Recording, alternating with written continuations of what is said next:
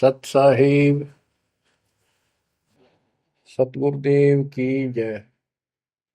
बंदी छोड़ कबीर साहिब जी की जय। बंदी छोड़ गरीबदास जी महाराज जी की जय। स्वामी राम देवानंद जी गुरु महाराज जी की जय हो।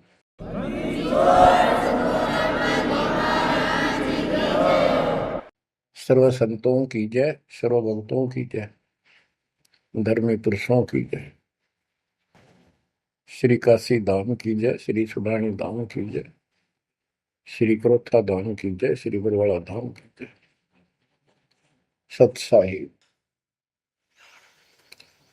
गरीब नमो नमो सत पुरुष को नमस्कार गुरु के नहीं। सुर नर मुनिजन साधुआ संतों सर्वस नहीं। सतगुरु साहेब संत सब दंडो तुम प्रणाम। आगे पीछे मध्य हुए तिनको जा कुर्बान। नराकार निर्विषम काल जाल भय बंधन। निर्लेपम निज निर्गुणम अकल अनुपेषणम। सोहम सुरति समापतम सकल समाना निर्तल। उज्ज्वल हिरंबर हरदम अम्बे पर्व अथाह वार पार नहीं मध्य तुम। ग्रीव दोष मरत सिद्ध होई गणनायक गिरताना। करो अनुग्रह सोई पारस पद परवाना। आदि गणेश मनाओ गणनायक देवन देवा। चरण कमल लाओ आदि अंत करूं सेवा। परम शक्ति संगीत अमृत सिद्धि दाता सोई। अविगत गुण अतीतम सत पुरुष निर्मोही। जगदम्बा जगदीशन मंगल रूप मुरारी। तन मन अर्पो शीसम भक्ति मुक्ति भंडारी। सुर नर मुनि जन ध्यामय ब्रह्मा विष्णु महेशा। शेष सहस मुख गावै पूज्य आदि गणेशा। इंद्र कुबेर सरीखा वरुण धर्म राय जावै। समर्थ जीवन जी का मन इच्छा फल पावै।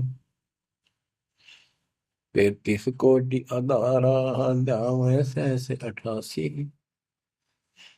उतरै बहुजल पारा कट है यम की फांसी।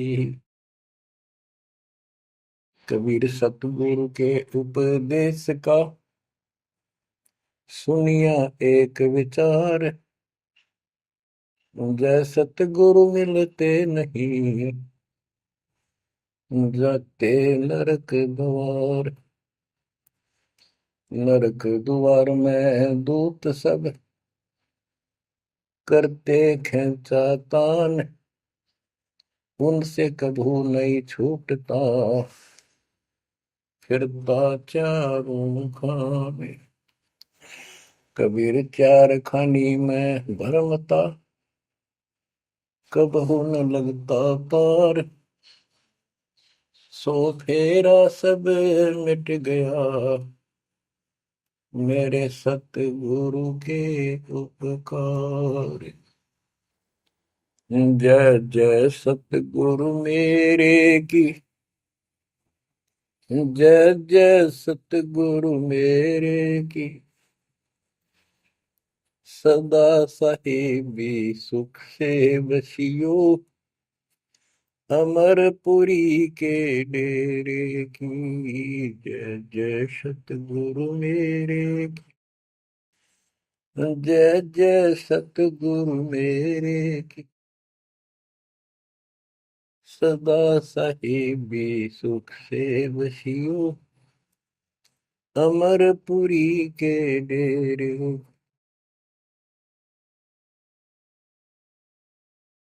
निर्विकार निर्भय तू ही और सकल वैमा। यदि साधो और सकल वैमा। सब पर तेरी साहिबी, सब पर तेरी साहिबी, तुझ पर साहिब ना, निर्विकार निर्भय, निर्विकार निर्भय तू ही, पूर सकल बना, हे जी साधु पूर सकल बना, सब पर तेरी साहिब, सब पर तेरी साहिबी, तुझ पर साहिब ना, निर्विकार निर्भय। परम पिता परमात्मा कबीर परमेश्वर जी की असीम रजा से बच्चों हमें अपने घर का ज्ञान हुआ। काल के लोक के पीड़ा कितनी भयंकर है, इससे डर बना इसका ज्ञान होने से, और सतलोक के सुख की चाह बनी आपको ये सच्चा मार्ग, सच्चा ज्ञान, सच्चा भगवान और सच्ची भक्ति पूर्ण पूर्ण सतगुरु प्राप्त है। अपनी किस्मत को सराहा करो, ये बंदी छोड़, उस मालिक के गुण गाया करो। ये परमात्मा, हम इतने निकम्मे इंसानों पर आपने कैसे दया कर दी, हम कैसा जुल्म करके आपको छोड़कर इस गंदे लोक में आए। आप कितने दयालु हो। गरीबदास जी कहते सतगुरु आए दया करी, इस गंदे लोक में झांके भी कोई नहीं ऊपर जाने के बाद। गरीबदास जी कहते सतगुरु आए दया करी इसे गंदे लोक में, और उस सुख स्थान को छोड़कर, जैसे केशव और कबीर रूप में जब मालिक दोनों रूप धारण करके आपस में चर्चा करते हैं, हमें समझाते हैं।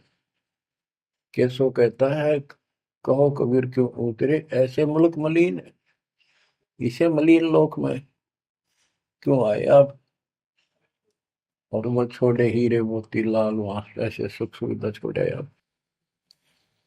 तो कबीर साहब कहते हैं भवसागर में आए हैं जीव हमारे लाल, इनके लिए आया गोता मारो स्वर्ग में जा बैठू पाताल, गरीबदास ढूंढता फिर अपने हीरे मोती लाल। देखो सतगुरु आए दया करी ऐसे दीन दयाल, बंदी छोड़ वृत्तास का, उसका गुण है बंदी छोड़, काल के लोक से छुड़वाने वाले, और जक्ष अग्नि प्रतपाल, हमारा पालन पोषण धारण पोषण करने वाले वही हैं।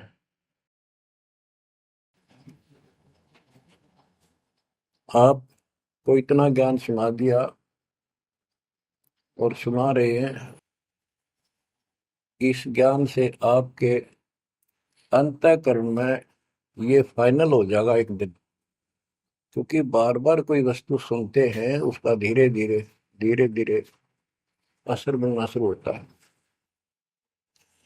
तो बच्चों परमात्मा प्राप्ति के लिए हम बहुत समय से प्रयत्न करते आ रहे हैं, युग बीत गए अपने को युग। अब आपको सर्वंगी साक्षी के अंग की वाणी सुनाता हूं, क्योंकि इस अमर वाणी से, अमर ग्रंथ से हमारे को ये पता चलेगा कौन सी साधना गलत है, हम किन को संत साधु मानते थे, वो कितने सफल रहे या असफल रहे। ग्रीव चुंडित मुंडित भद्रा, मुनि मैल न पावे, दो मर पान ठडे सरी, ये दो जक धक्के खावे। चुंडित, बड़े बड़े जटाधारी, बाल रखे हुए हों, कंठी माला पहन रखी हो, कान कून पड़वा रखा हो, या रखो वैसे मूंड मुंडवा रखे हो, गले में मालाएं हो, राख लपेट रखी हो, या कति सिर कोरा कचकोला कढ़ा रखा उस तरह करवा कर और गेरवे कपड़े भगवा कपड़े पहन रखे होते हैं,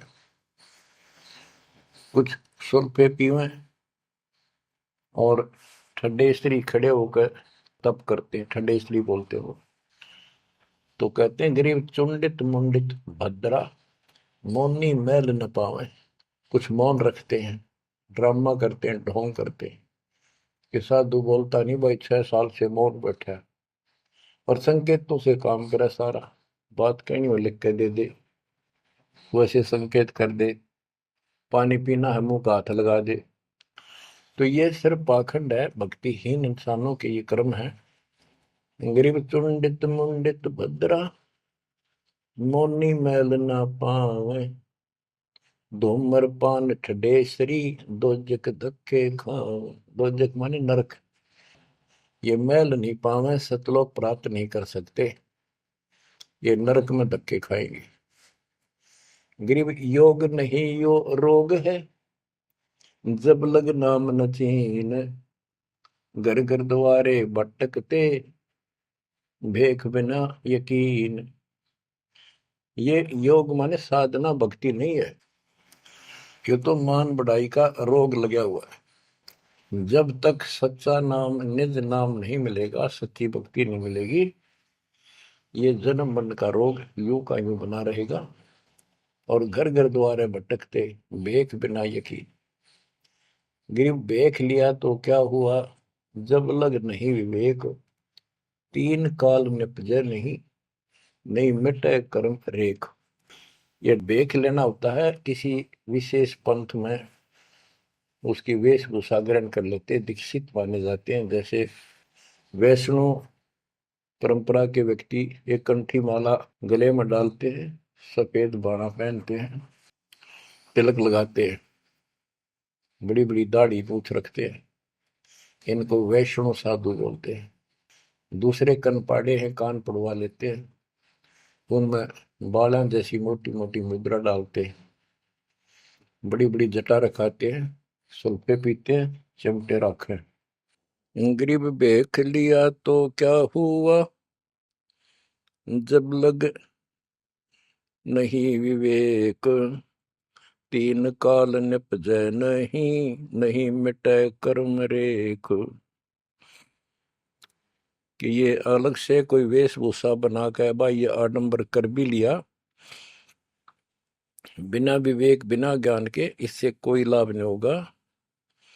तीन काल निपजा नहीं, यानी कदे भी लाभ नहीं होगा, कभी भी नहीं मिटे कर्म रेख, यानी कर्म के दंड पाप कर्म नहीं कटेंगे। गरीब अध कपाली तपत है, तल सिर ऊपर पैर, दम का खोज न जाने ही, क्या दे ही सो बैर। क्या बताते हैं कि कोई ऊपर न पैर कर आसन पर नीचे सिर करके तपता है, कोई किसी प्रकार से कठिन साधना करता है, कि तुम श्वास के सिमरण का दम का खोज न जाने ही, क्या दे ही सो बैर। आप ठीक से भक्ति नहीं जानते, जो श्वास का सिमरण है उसका ज्ञान तुम्हें नहीं है, फिर इस शरीर के साथ क्यों दुश्मनी कर रखी है, इसकी दुरुक्ति कर रखी, इसको इतना कष्ट दे रहे हो। गरीब यादे ही सोंगी नहीं, महंगी रत्नों मोल, जय जाने तो राम जप, नहीं कुल कपाट न खोल। या दे ही मनुष्य शरीर इतना सस्ता नहीं है, युगों युगों अच्छे पुण्यों के कारण, धर्म भक्ति करने के कारण मानव शरीर प्राप्त होता है। इसको ये बहुत कीमती है, इसको ऐसे बकवादों मत को। पर तो साधना नहीं करते, करते हैं तो ये शास्त्र विरुद्ध करते हो, ये सब गलत बताइए। गिर पर्वत डूंगर क्यों चढ़ो, बस्ती तो जो न गाम, बन बस्ती में एक सा, जाके हृदय राम। पर्वत डूंगर क्यों चढ़ो, कहीं जाने की आवश्यकता नहीं है। परमात्मा की सच्ची भक्ति अपने घर पर करो, कहीं भी करो, वो सच्ची भक्ति होनी चाहिए। ग्रीव सत्य पुरुष निर्गुण कला, सरगुण कल्प विनोद, ओहम सोहम से भिन्न अक्सर को सोहद। परमात्मा कबीर जी की भक्ति करो। और ओम सोहम तो आपको बता ही रखा है, इससे भी अलग एक मंत्र है, उस मंत्र को विशेष ध्यान से जाप करो। गिरि बिना साड साडू नहीं, सुनो से आनी लोए, सारा बरस बादुआ कारद सिद्ध ने होए। जैसे समय पर बारिश होती है तो उससे फसल अच्छी होती है, बगैर किसी समय के बारिश होती है तो उससे कोई लाभ नहीं होता। गरीब साध नदी और मेघ जल, कहीं कहीं है मौज, निंदत पापी मारी ये, जिन घर दौड़े फौज। गरीब दैत दल दरमल, असुर दल आसगे, मंडी मसाणों निसंग फिरे, जीवे जब लग जोखिम नहीं, मरा जब निसंक मरे।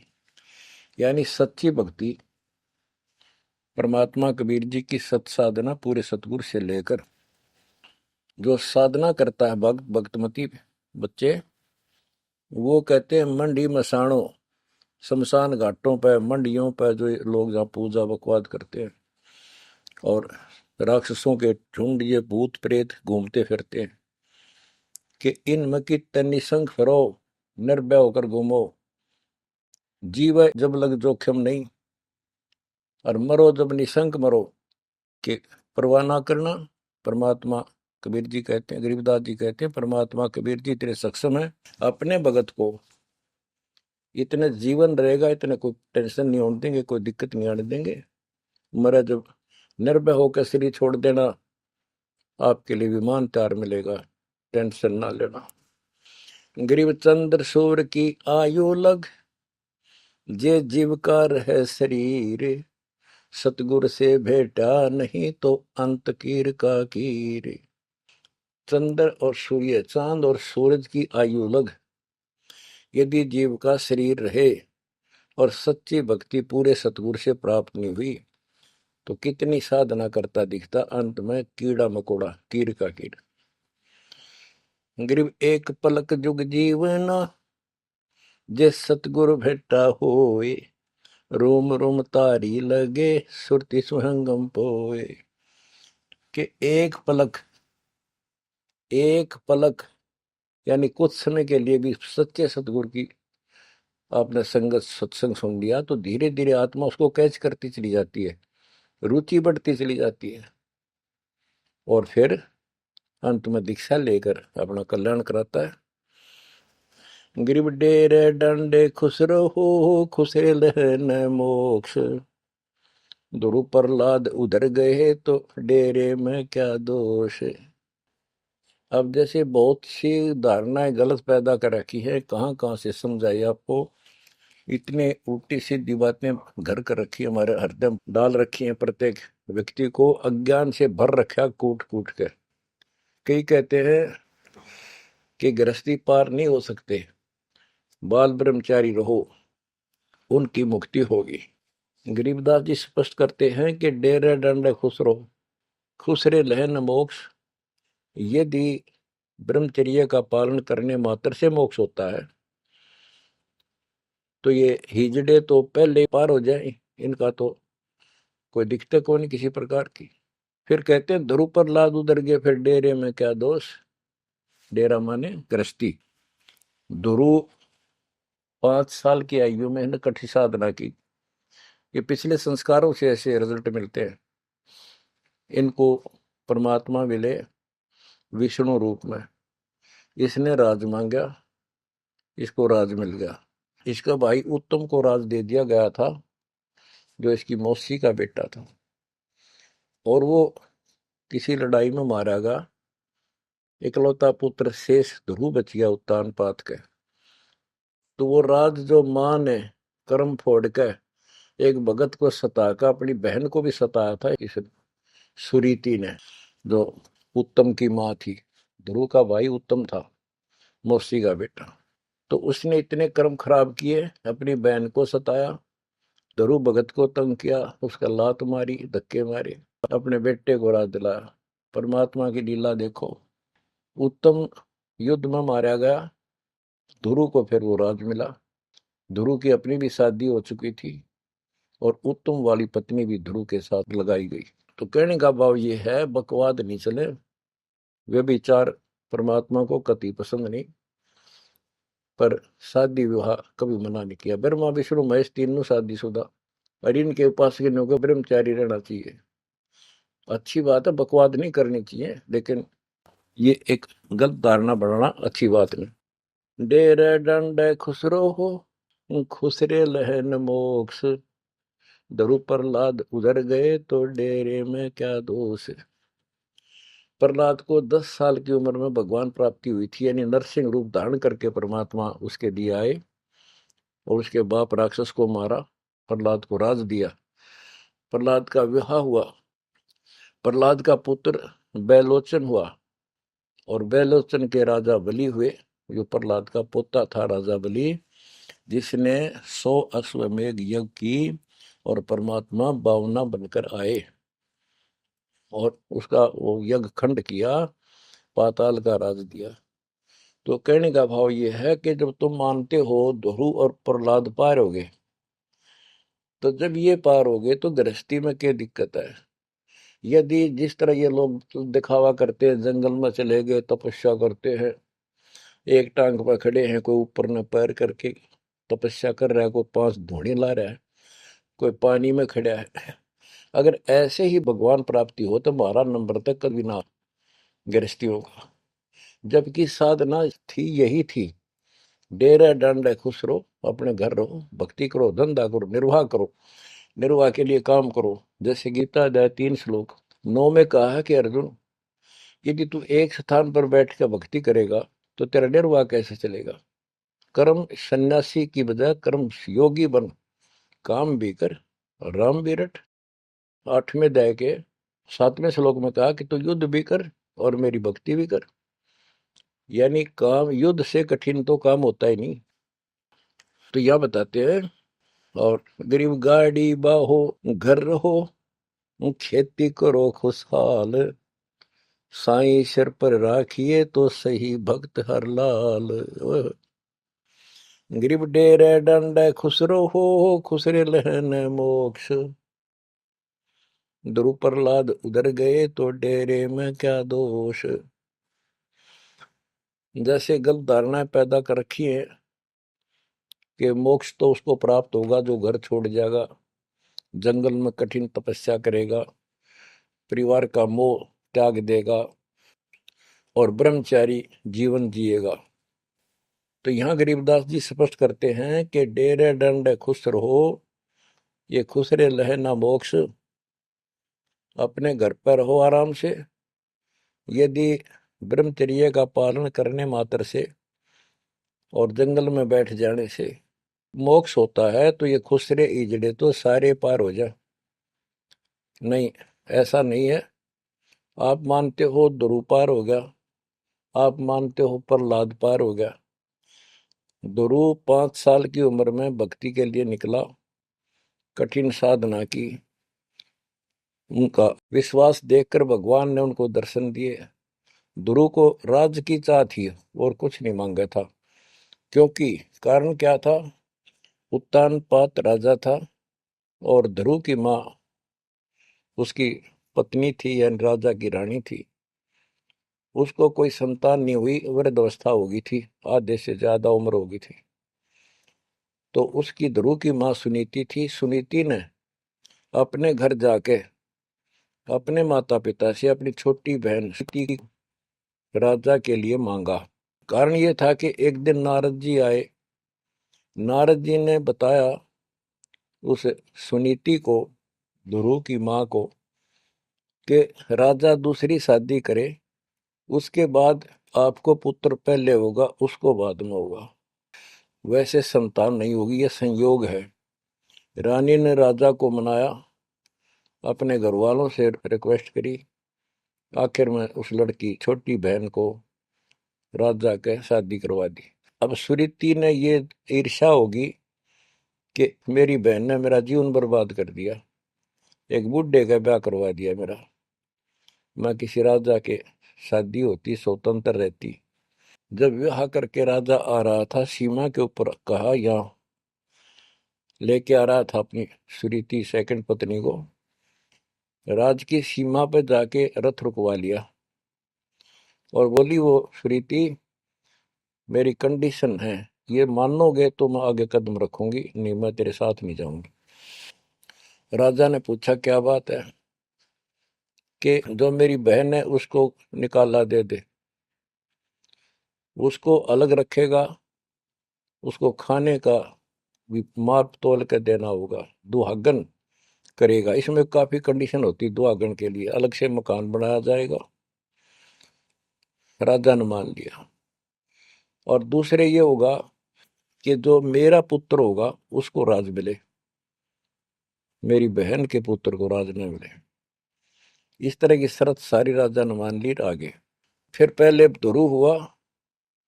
ध्रुव जब उत्पन्न हुआ उस समय माँ वैराग्य में थी, घर से अलग दूसरी जगह रखा हुआ था। और ये बहुत लंबी कहानी है, इतना यहाँ नहीं बता पाऊंगा। तो उत्तम को राज दे दिया, ध्रुव को धिक्कार दिया, भगा दिया उसकी माँ ने। तो ये लंबी कहानी है, यहाँ इतना समय नहीं मैं आपको बता पाऊंगा। तो ध्रुव परमात्मा से राज लेने के लिए माँ से पूछा ध्रुव ने, माँ उत्तम को राज किसने दिया? बेटा भगवान देता है, परमात्मा ने दिया, उसके भाग में लिख दिया, तेरे भाग में नहीं है। तो ध्रुव बोला मैं भगवान से राज लूंगा। यूं कहकर छोड़ कर चल पड़ा। 6 महीने तक एक पैर पे खड़ा होकर, या जैसे भी तपस्या खूब की, जाप किया। पिछले संस्कार से होता ही है वैसे, तब तो दुनिया करती है।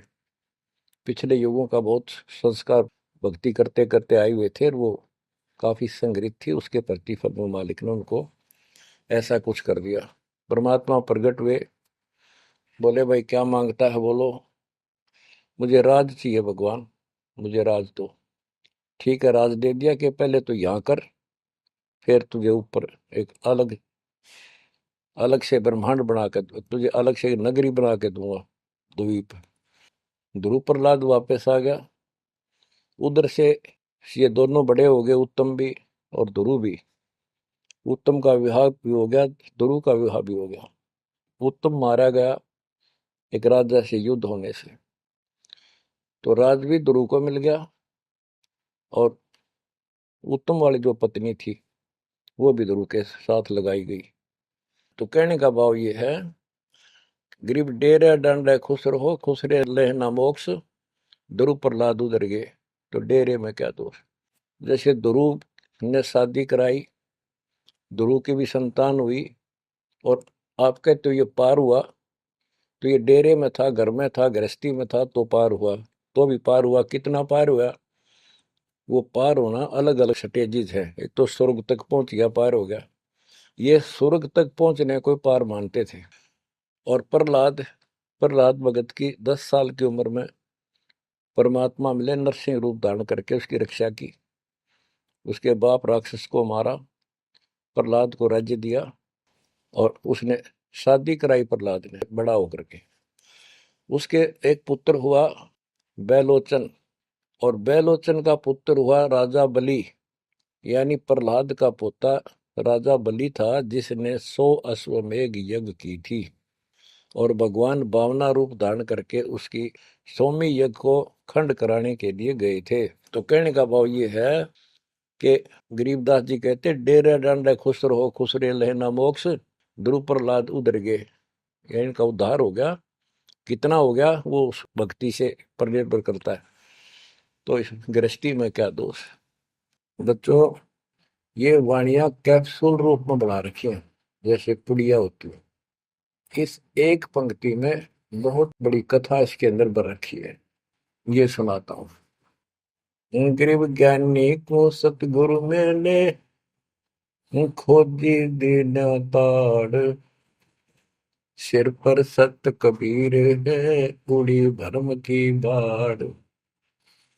हमारी यह भरम की बाढ़, हमारी सब शंकाएं समाप्त कर दी कबीर भगवान के अमृत ज्ञान। कबीर और ज्ञान सब ज्ञान ली, कबीर ज्ञान सो ज्ञान, जैसे गोला तोड़ का करता चले मैदान। गरीब दत्ता जी आगू मेले, दक्षिण बीच दयाल, सूखा खूंट हरा हुआ, ऐसे दीन दयाल। दत्ता जी आगू मिले, दक्षिण बीच दयाल, सूखा खूंट हरा हुआ, ऐसे दीन दयाल। एक दत्ता तथा जिया नाम के दो ब्राह्मण भाई थे। इनको तत्वा जीवा भी कहते हैं। ये अपनी देसी भाषा में गरीबदास जी ने दत्ता जिया का है।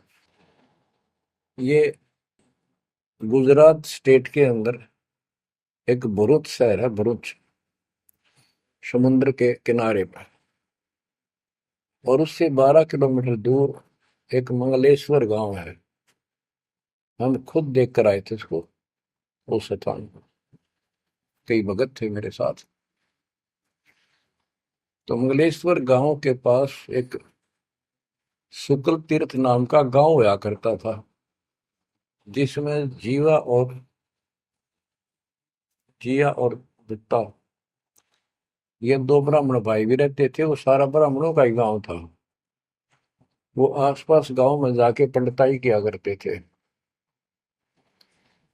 दत्ता और जिया बहुत ही परमात्मा के चाहने वाले थे। वो सत्संग सुनने जाया करते थे। जहां भी किसी साधु संत का सत्संग होता था तो सभी ये कहते थे अभी मोक्ष के लिए पूर्ण सतगुरु की आवश्यकता होती है। गुरु बिन मोक्ष नहीं होगा, गुरु बिन सच्चा ज्ञान भी नहीं होगा। जहां भी जाते थे वो मंडलेश्वर प्रवक्ता एक ही बात बताते थे। तो जीवा और तत्वा ने दोनों भाइयों ने विचार किया कि भाई जहां भी हम सत्संग जिसका सुनते हैं वही हमें तो बहुत पूर्ण गुरु लगे। जिसके विचार सुनते हैं वो उससे भी अच्छा लगता है। और पूरे गुरु बिना बात नहीं बने, मोक्ष नहीं हो। ये तो असंग जन्म हमने जन्मते और मरत्या को होगे। जैसे परमात्मा कबीर जी क्या करते हैं, किसी भी रूप में आकर और कहीं जगह मेले मेले भरा करते हैं इनके तीर्थ तीर्थों पर, वहां चले जाते थे। वहां खड़े होकर शब्द सुनाने लग जाते और 10 20 50 व्यक्ति भगवान के चाहने वाले उनकी वो बातें सुना करते थे। तो जीवा और दत्ता को किसी स्थान पर परमात्मा उन्हीं के लिए जाते हैं क्योंकि वो भटक रहे हैं भगवान के। ये बातें बताई कि पूर्ण सतगुरु हो, सच्चा ज्ञान हो, तो तब मालिक का राह मिलेगा, मोक्ष मिलेगा। असंग जन्म पर मत हो गए, कुछ नहीं हाथ लगा रहे, इस तरह की जबरदस्त बातें बताई। तो उनसे वो प्रेरित हुए। उनको नहीं पता था ये कौन है। उन्हें तो एक भगत मान्या, गीत गा शब्द शब्द सुनाने वाला। फिर वो साधु संतों की तलाश में चल पड़े। जहां भी जावे एक से एक बढ़िया लतीफेदार प्रवचन करे, बड़ी बड़ी कथा सुनाए, संस्कृत की भाषा में जबरदस्त बोले, स्पीच करें, प्रवचन करें। आखिर में उन्होंने सोचा भी एक हम कैसे निर्णय करें, यो संत पूरा हरियो नहीं। हम किसी को पूरा संत मानकर उसके आश्रित हो जावा, अंत में उस पता चले उस पूरा नहीं, मनुष्य जीवन तक गया ही, ये बार बार नहीं मिलेगा। आखिर में उन्होंने एक फैसला कर लिया कि हम एक बड़ के पेड़ की सूखी टहनी लगाएंगे, गमला बना के धरती में गड्ढा खोद के जैसे पौधा लगाया। और जिस संत के चरणामृत से ये हरी होगी, हम उसको गुरु बनावाएंगे। उन्होंने सब मंडलेश्वरों जहां भी कोई चर्चित संत होंगे, बेचारे दुख सुख पाकर पैदल चल लगे, उनके चरण धोए। महाराज चरणामृत देते हो। कौन मना करे चरणामृत को, लावे और डाल। कोई कुछ नहीं हुआ। क्योंकि तुम्हें उन्होंने कहा है परमात्मा धरती पे है, संत नहीं है, और संत नहीं है तो हमारा मोक्ष नहीं। इसलिए हे परमात्मा, हमारा को मानुष जीवन शेष बचा है, इसको खत्म कर दो, हम दोनों को मार दो। कभी पृथ्वी पर संत हो तब जन्म देना। यूं कहकर खूब फूट फूट कर रोने लगे। काफी देर रोज ही टेंशन में रहने लगे, खाना पीना लगभग छूट गया। कैसे तो मर जाना अच्छा है, ये तो पशु जैसा जीवन बहुत बार जी लिए। तो कबीर साहब रह रह कर हमको सुना गए थे, कहीं कहीं इकट्ठे होकर खड़े हो जाते थे, जाते थे, भटकते थे, वहां मालिक भी किसी न किसी रूप में चले जाते थे। उनके यह प्रेरणा भर दी थी। बाकी मंडले सुना के बस में यह भी ना थे कि इसी प्रेरणा भर दे, इतना वैराग डाल दे। एक दिन परमात्मा पहुंचे उस सुकल तीर्थ गांव में, गली में जा रहे थे तो दत्ता बाहर निकला और बोला, जीवा देख, एक संत घूम रहा गली में, कहो तो बुला लो। जिया बोला रहा है, संत इसे से मंडलेश्वर देख लिए, ये सड़क छाप पर के पाओगे, क्यों जी दुखी करे और कई दिन रोना पड़ेगा, कुछ ना इनका पल्ला। दत्ता बोला, मेरा तीसरा दिल करे है, बुला लो इन्हें एक भाई। भाई साधु सा दिखा है, चेहरे से बहुत अच्छा लगा, देखते ही आत्मा खुश हुई। जिया बोला, बुला तो मैं क्यों नाटू।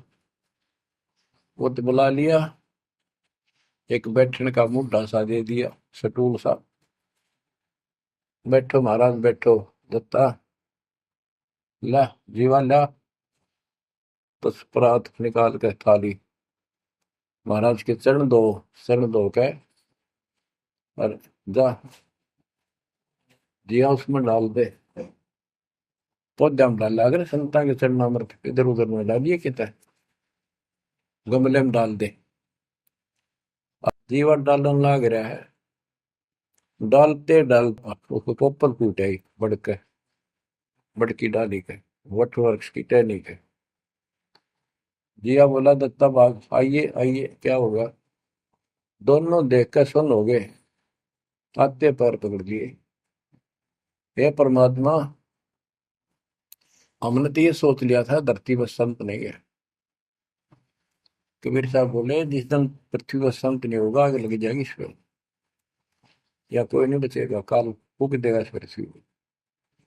ये मान का पहले क्यों ना आए, हम तो बहुत भटक लिए थे, हम तो सोच लिया था धरती में कोई संत नहीं, और हम तो मरा हो भूखे पैसे रह के, कति ना जीण के रहे थे ना मरण के। तो परमात्मा से काफी लिपट के, सीने के लग के, कभी चरणों में गिर के, और सौ शुक्र मनाओ, हे परमात्मा पहले क्यों नहीं आए, हम तो हमारे लिए कति सारे घूम लिए मंडलेश्वरों के, किसी के पास कुछ नहीं पाया। परमात्मा बोले, बच्चों ये संत की पहचान नहीं थी जो तुम कर रहे थे, ये सिद्ध भी कर दे थोड़ी बहुत, चमत्कार जादूगर कर देते हैं, हथेड़ी में गेहूं हरे कर देते हैं, ये कोई पहचान थोड़ी तुमने ये क्या तरीका अपनाया था। संत की पहचान ज्ञान से होती है, समाधान से होती है। और मैं पहले भी आ सकता था, लेकिन आपका कति विश्वास नहीं रहा हो, मेरे में कति विश्वास नहीं बनना था, क्योंकि मैं तो आपके हिसाब लग रहा हूँ जैसे आंधड़िया फिरनिया मांगड़िया खड़िया, और वो मंडलेश्वर जिसके लाखों हजारों बड़े बड़े सेठ साहूकार शिष्य। तुमने सोचो कि और भी कोई होगा जरूर, इसने सड़क छापने के छोड़ उनके पास जाते, वहां कुछ मिलना था नहीं तो मेरे तो भी चले जाते। गुरु के प्रति नाम दीक्षा लेने के बाद स्वप्न में भी नहीं आना चाहिए आज कोई नकली संत। लेकिन कबीर साहब ये भी कहते हैं कि जब ल गुरु मिला नहीं साचा, तब ल गुरु करो दस पाचा। पूरा गुरु ना मिला, इतने चाहे 100 छोड़ दो, 10 20 कितने छोड़ने पड़ो, त्याग दो, लेकिन मेरे प्रति तुम्हारी अविश्वास हो जाता तो मेरे से खत्म हो जाते आप। इसलिए मैं लास्ट में आया हूं, तुम्हारी सारी फड़क निकल ली। तुम कभी थक कर और छक कर बैठ चुके थे कि कोई कितना कुछ नहीं किसी के पास। ये सिद्धि भी कोई ना इनके पास, ये बनने इनकी फेल कर दी ना, कोई इनको चमत्कार भी कर दे उतारे लिए। इसलिए फेल करी कि ये पहचान संत की नहीं होती। लेकिन तुम मेरे पिछले संस्कारी थे, इसलिए मैं काल के मुंह में तुम्हें नहीं जान दे सकता। एक भक्ति करो।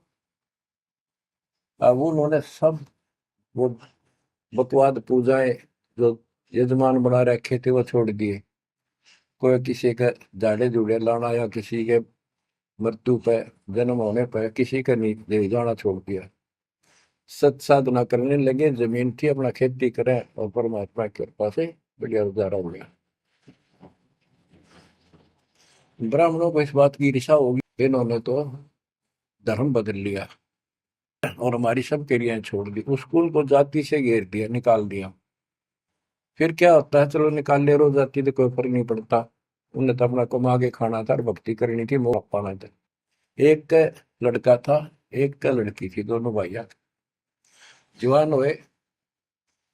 ब्राह्मणों को यहाँ शादी के लिए जावे, रिश्ते के लिए लड़की का सब मना कर दिए, तुम तो जाति बहिष्कृत हो, हम तुम्हारी कन्या का वहां नहीं लेंगे, रिश्ता नहीं बनेगा। दोनों टेंशन में आ गए। कबीर साहब बोले ऐसे करो, तुम ये अफवाह फैला दो कि भाई जीवा का लड़का और दत्ता के लड़के की शादी कराएंगे उस दिन,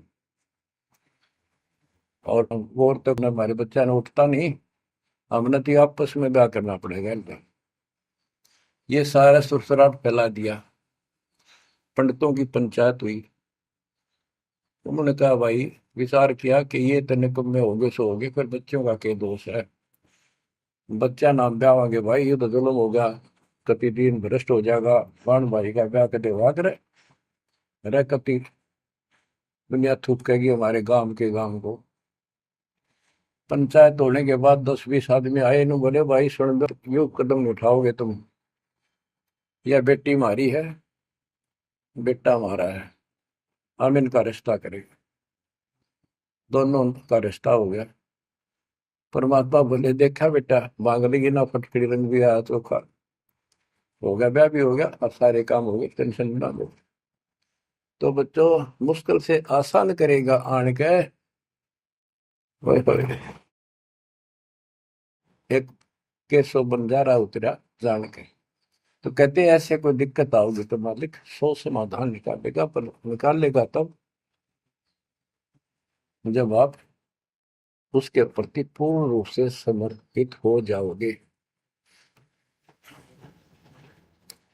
गरीब आसन अचल कबीर का, सबका सतगुरु एक, ब्रह्मंड 21 समझ ले, या धूमे के सिरेख। कि 21 ब्रह्मांड को देख ले, ये धूमे के सिरेख यानी कति नासवान, बिल्कुल अस्थाई, इनका कोई अस्तित्व नहीं। अब साइंस ने ये सिद्ध कर दिया, साइंटिस्टों ने, खगोल भूगोल के जानने वालों ने, खगोल भूगोल के जानने वालों ने ये सिद्ध कर दिया है, पृथ्वी भी घूमती है, सारे लोग घूमते हैं। यहां तक भी सिद्ध हो गया कि सूर्य भी चला है, लेकिन पूरे ब्रह्मांड के साथ चलने से इसका पता नहीं लग रहा, ये घूमते हैं। कहने का भाव ये सारे ऐसे लटके हुए हैं जैसे पतंग। गरीबदास जी ने कहा सर्वलोक ऐसे है जैसे पतंग आकाश में लटके पड़े हैं, और जिस दिन भी इसका अंत होगा, सारे एक दूसरे से टकरा टकरा कर आग लग जाएगी, या कोई ठीक ठिकाना नहीं है। और क्या बताते हैं परमात्मा, गरीबदास जी बता अपने भगवान के बारे में, गरीब आसन अचल कबीर का, सबका सतगुरु एक, ब्रह्मंड 21 समझ ले, या धूमे के सिरेख। 21 ब्रह्मांड को से सब नासवान धूमे के साथ धूसी उठ रही है। Nothing else. तो इस शरीर में देखो अपने ना, ये कितना सुंदर लगे, हर कितना अच्छा, कितना प्यारा। हरकत खूब, एक्सरसाइज इसमें करा, कुश्ती इसमें करा, छलांग इसमें लगा ला। यह मालिक की कृपा से सारा कुछ हो रहा है, उसने इसमें शक्ति दे रखी है। और जरा सी उग चुक हो जा, हाथ ना उठा आदमी का, अदरंग मार जब वो है पहलवान। तो परमात्मा कहते हैं इस कच्चे शरीर में इतना मत भूल है, भगवान को ना भूल है। ये लोक अच्छा नहीं है, या कोई भी ठीक नहीं है, या जो दिखाई देता है सब नाशवान है। गरीबदास कहते हैं, दृष्टि प्लस फना है धर्म बर कैलाश, या कृत्रिमवादी झूठ है बनावटी। ये सारा बनावटी है। सुरत समो श्वास, कृत्रिमबाजी, ये बनावटी लोग हैं सारे। जैसे करने नो दीदार में प्यारा है, एक शब्द है संत परमात्मा कबीर साहब का। उसमें बताया है कि आदि माया की नी चतुराई, और झूठी बाजी पिंड रचाई, ताका प्रतिबिंब डारा है। सतलोक की जो व्यवस्था ऐसी ही है, उसमें भी बहुत द्वीप है, और ऐसे ही मानव स्त्री पुरुष शरीर है, लेकिन वो अमर है, ये नासवान है। ये समझो मिट्टी के, और वो स्टेनलेस स्टील के, सोने के। वहां का जो शरीर है वो अमर है। वहां के देवता रूप हम सब देव देवी रूप हो जाते हैं वहां पर, लेकिन इस भक्ति के शक्ति से होते हैं। तो उसकी नकल कर रखे आप, टोटली नकल। ये शरीर कितना सुंदर लगा आपका, मृत्यु के बाद इसको फूकते हैं ना, 1 किलो राख हो जाती है। और ये देखो क्या था ये, बच्चों क्या बताया जा रहा है, यहाँ का सब सब व्यवस्था कति नकली और नाशवान है। चारों वेदों का ज्ञान नकली, जिनको हम भगवान मानते थे वो भगवान नकली। हमारे को कति मूर्ख बनाकर रख रखे, हमारी ऐसी स्थिति थी आज के दिन। आप इसने मानो चाहे ना मानियो, 100 की 100 साची है। हमारे बस की बात नहीं, ये याद तो रखनी पड़ेगी आपने। आपका बस का भी नहीं है कि इसने इस मन हटा लो। इसके मन हटाने की विधि हमारे पास है। इस ज्ञान को जरूर सुनते रहो, 100 काम छोड़ कर सुनो, जब तक दाता ने रजा कर रखी है। ये आपको अंदर से मांझ देगा आत्मा न कति। आत्मा को इतनी प्रबल कर देगा ना, वो कति अटक कर खड़ी हो जाएगी उस मन के साथ एक दिन। इसका डट का मुकाबला करेगी, तजब्बा हाथ खड़े कर दे है या मन डरा दे इसने, नो हो जाएगा, काम छोड़ देगा, और नहीं नो हो जाएगा, नुकसान हो जाएगा। इस ज्ञान से इतनी मजबूत हो जाए कि होने दे जो होगा, और मरे गए तो फिर यू काम लग के चट पाएंगे। ज्ञान बिना बात नहीं बना करती। गोरख से ज्ञानी गणे, दुनिया ज्ञान बढ़ताती फिर है। और बहुत सी छोटी छोटी बातों से प्रसिद्धि पता नहीं कौन पाले हैं। कोई कहते बड़ा बाल ब्रह्मचारी है, उसी से उसकी महिमा होगी। गोरख से ज्ञानी गणे सुख दे जति जिहान, और सीता सी वो बारिया संत दूर स्थान। इस ज्ञान को सुनते रहो, और फिर यह भक्ति जो दे रखी, ये आपकी इस आत्मा को इतना प्रबल कर देंगी, ताकतवर बना देंगी, रेसलर। जब वक्त आओगे यहाँ से जाने का, इस मन में पटक देगी ठाक है। और सब मोह ममता से मन एकदम हट जाएगा, पट जाएगा। हटा नहीं, हटाए नहीं हटता है। इस ज्ञान से और इस भक्ति की ताकत से तब पीछा छूटेगा आपका। कदे बात बनाए, इस बात ही नहीं बना करते, काम नहीं बनेगा। या सब कुछ झूठा। जैसे व्यापारी लोग क्या करते हैं, भैंस का काटड़ू मर गया बच्चा, उसकी खाल उतरवा के उसमें तूड़ा भरवा दिया करें। ना उसका मुंह होता है, पूछड़ पूछड़, और बाल बूल ऐसे ही होते हैं। और भैंस के सामने रख दे, वो उसी को अपना बच्चा मान लेती है। उसको चाटती है, लाड करती है। उसको लेकर टाइम का रस्सी में चलते हैं वो, उसके पीछे पीछे रा रा रा करती भागती रहती। इतना दिमाग है उसके अंदर। आज अपने अंदर इतना दिमाग छोड़ रखा काल ने। जैसे या कोई इंजीनियर बना रहो, चाहे साइंटिस्ट बना बैठा रहो, और कितना है कुछ बातें बनाने वाला एजुकेटेड समझ ले। क्या है ये बच्चे, हाड़ चाम मांस के लोथड़े ऊपर चाम लपेट रखा, क्या ये शरीर है? और इसमें इतना मोह बढ़ा दिया, हमारे बस का नहीं, हो ही नहीं सकता। वो वैसे ने कौन समझावा कि ये ऐसा नहीं है, इसमें कुछ नहीं है। कोई बात नहीं, आप इस ज्ञान न सुनते रहो, आपको भी और इस सारे के सारे परिवार को भी परमात्मा वहां ले आओगा। धीरे धीरे धीरे धीरे आप पर रंग कट जाएगी, किसा शरीर हो किसा भी हो। तो ये शरीर जो है ना, परमात्मा की कृपा से आपको एक दिन एहसास हो जाएगा कि यहाँ से तो जाना पड़ेगा। और बच्चों ने भी दीक्षा ले ली, सत्य राह पकड़ गई, क्योंकि हमारा लाइन पाना कठिन था, बच्चों का तो बहुत आसान हो गया।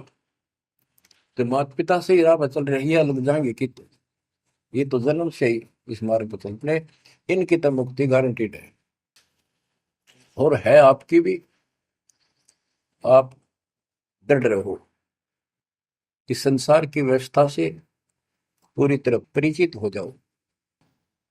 दृष्टि पड़े सो धोखा रे, खंड पिंड ब्रह्मांड चलेंगे, फिर नहीं रसी लोकारे, फिर नहीं रसी लोकारे। तो गरीबदास जी जब ये वाणी लिखवाया करते, ऐसे बोल बोल के लिखवाया करते जैसे दास बोल रहे हैं। एक तो इसमें लिखने वाले को टाइम मिल जाता, और उनकी आंखों से आंसू निकलते थे कि देखिए किसे बोर खुना रखे, आप पर काल में जुल्म कर रखा है परमात्मा के बच्चों के साथ। दृष्टि पड़े सो धोखा रे, खंड पेंड ब्रह्मांड चलेंगे, फिर नहीं रहसी लोकारे, फिर नहीं रहसी लोकारे। रजगुण ब्रह्मा तम गुण शंकर, सतगुण विष्णु कहावरी, चौथे पद का वेद न्यारा, कोई बिरला साधु पावे। बच्चों कितना क्लियर ज्ञान, ये सूक्ष्म वेद है, वेद। जैसे मार्कंडे पुराण में आपको दिखाया, रजगुण ब्रह्मा, सतगुण विष्णु, तमगुण शिव, ये तीन प्रधान शक्ति हैं काल की। और यही तीन गुण हैं, यही तीन देवता है। कबीर साहब ने सूक्ष्म वेद में कहा है, गुण तीनों की भक्ति में भरम पड़ो संसार, कह कबीर निज नाम बना, कैसे उतरो पार। तीन गुणों का मतलब, तीन देव की जो करते भक्ति, उनके कबू ना हो मुक्ति। बता सीधी इस बात ने कोई कह को पर विश्वास करता अपने। अब तो इतने प्रमाण धर दिए ठाक है, इस मन ने गुंजाइश नहीं छोड़ी मन को कि ये बकवाद कर दे झूठ से, या आपकी किस्मत जोर करेगी कि आपने इसको ध्यान से सुन लिया और समझ में आ गई। रजगुण ब्रह्मा, सतगुण विष्णु, तम गुण शिव जी, स्पष्ट कर दिया गरीबदास ने। और चौथे पद का इनका पिता चौथा, इन अपने पिता का भी नहीं पता आज तक, क्या माया बुका दे है न। इसने उसको धमका रखा कि मेरा भेद नहीं दे देगी, या इसके वश पड़ेगी तो क्या करे बेचारी। ऐसे औरत को ऐसे दबा कर रखा जाता, पुरुष प्रधान है आप, इसी कारण से। तो चौथा इनका पिता ज्योति निरंजन है। और कबीर साहब कहते हैं चार अन्न बोला है छोड़ा है, और पांचवें को जावे कहे कबीर सो मुक्ति पावे हम पर आवे। रग यजु है श्याम अथर्व, चारों वेद चतुर्भंगी रे, सूक्ष्म वेद वाच साहिब का, सोहन सा सतसंगी रे। यजुर्वेद अध्याय 40 श्लोक 10 में कहा है, कोई तो परमात्मा को साकार अवतार लेकर रामकृष्ण के रूप में मानता है, और कोई निराकार कहता हो पृथ्वी पर आता है कोई नहीं। परमात्मा साकार है या निराकार है, वो तत्वदर्शी संत बताते हैं। गीता अध्याय 4 श्लोक 34 में यही कहा है कि तत्व ज्ञान को उन तत्वदर्शी संतों के पास जाकर समझो, उनको दंडवत प्रणाम करो, तब वो तत्वदर्शी संत में उस परमात्म तत्व का ज्ञान कराएंगे। यो ज्ञान आता कहाँ से है? चौथे अध्याय के 32वें श्लोक में श्रीमद् भगवत गीता ने स्पष्ट कर दिया। सच्चिदानंद घन ब्रह्म ब्रह्मणे मुखे, सच्चिदानंद घन ब्रह्म यानी परम अक्षर ब्रह्म अपने मुख कमल से जो वाणी बोलता है उस समय यो पूर्ण ज्ञान होता है और उस ज्ञान से मोक्ष होगा। वो ज्ञान कोई तत्वदर्शी संत बताएगा। इससे सिद्ध है न वेद में वो ज्ञान न वो गीता में। हो गया चितभंगी, जबकि तो ढूंढा उसने। भ्रमित ज्ञान है इनके अंदर, इनकम्प्लीट ज्ञान। रग यजु है श्याम अथर्व, चारों वेद चितभंगी रे, सूक्ष्म वेद बाँचै साहिब का, सोहन सा सतसंगी रे। आज आप वो सूक्ष्म वेद बाँच रहे हो, सुन रहे हो, पढ़ रहे हो, आप हो वो सत्संग। सूक्ष्म वेद बाँचै साहिब का, सोहन सा सतसंगी रे। बच्चों, आप वो सूक्ष्म वेद सुन रहे हो, पढ़ रहे हो, बाँच रहे हो, आप वास्तव में सत्संगी हो। अलंकार अग है अनुरागी, दृष्टि मुष्टि नहीं आवरी, अकैलोक का वेद न जाने, फिर चार वेद के गावे।